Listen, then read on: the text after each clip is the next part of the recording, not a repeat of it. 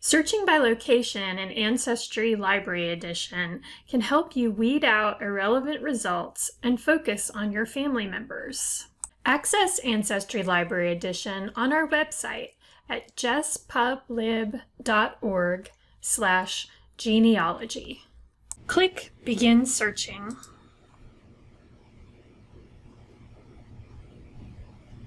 I'm going to search for Cupid Walker, who was born around 1780.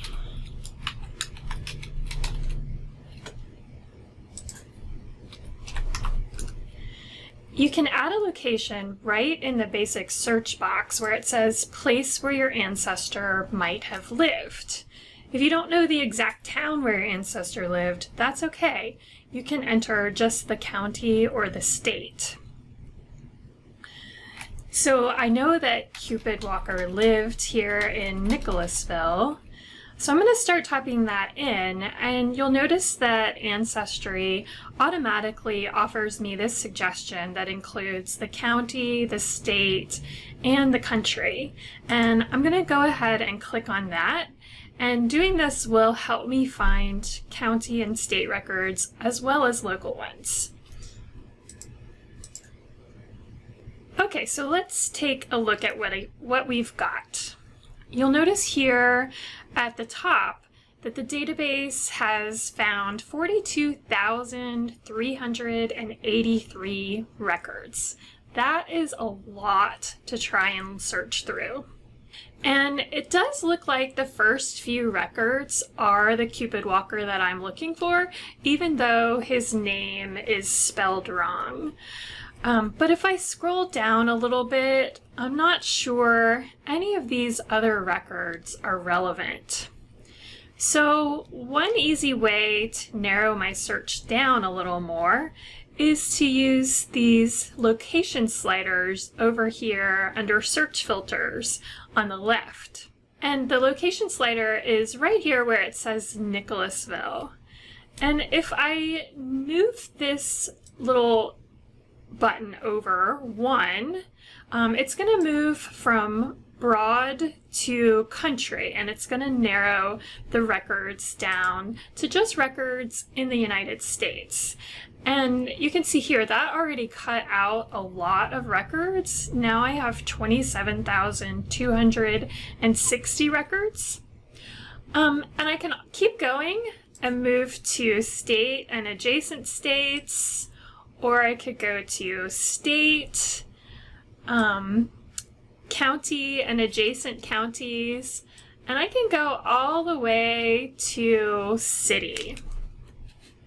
So I'm going to do city, and when I do that, the database only returns 4 results underneath this family tree, which I've already looked at and is not really relevant.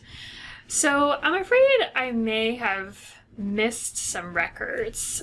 So I'm going to go back to the county level and try that again. Let's see, we get 7 results here.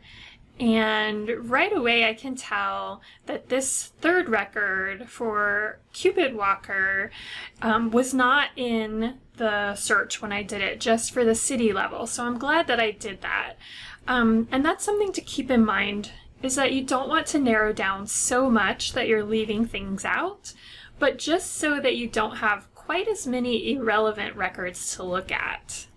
And by the same token, if you're looking at an older record like this one, for someone who was born in 1780, I would recommend also taking a look at county and adjacent counties.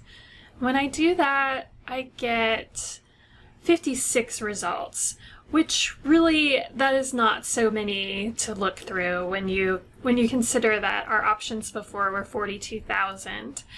But the reason that you want to do that is that often people recorded events in the courthouse closest to them rather than the county in which they lived. And they may just have moved around a bit. If your ancestor lived in several different locations, you'll want to search all of those locations as well. That's because when you put information in the search box, you're telling the database where to look. So you can do that here in the basic search box, just changing out the location, or you can click on Show More Options. And then you can add a specific event, such as a marriage. And I'm going to add a marriage that I know took place in Orlando, even though this person was born in Mississippi. And you can also add other events like death, or maybe they just lived in a place, but you're not sure when. Any of those things you can add. Now, one thing to keep in mind is that you want to be careful about adding too many locations or events at a time. You want to add in and take out information as you go. For example, if I added a death to this search, and maybe this person died in a different location, the database is going to try to find records and try to return records that have all of these different places listed on them. And so I may find that I have narrowed the search too much. And here you can see that the first few results are in Mississippi, but right down here we get a couple of marriage records, and those did take place in Florida. So you can see that the database is searching by the locations that you entered. You can browse by location using the map on the main search page. If you're having trouble finding an item, such as a marriage certificate, exploring by state is a good way to find out if a record exists in the Ancestry database. Although the Ancestry database is vast, it doesn't contain everything. So I'm looking for a marriage certificate from Tennessee. So I'm going to click here on Tennessee, and you'll see this list of records comes up. And the certificate I'm looking for is from 1940. And over here you can see that they do have marriage records from 1780 to 2002. So I should be able to find this record. I'm going to click here and go directly to that collection. And now I'm going to put in my search terms. And the marriage took place, let's see, February 15th, 1940, and it was in Carter County,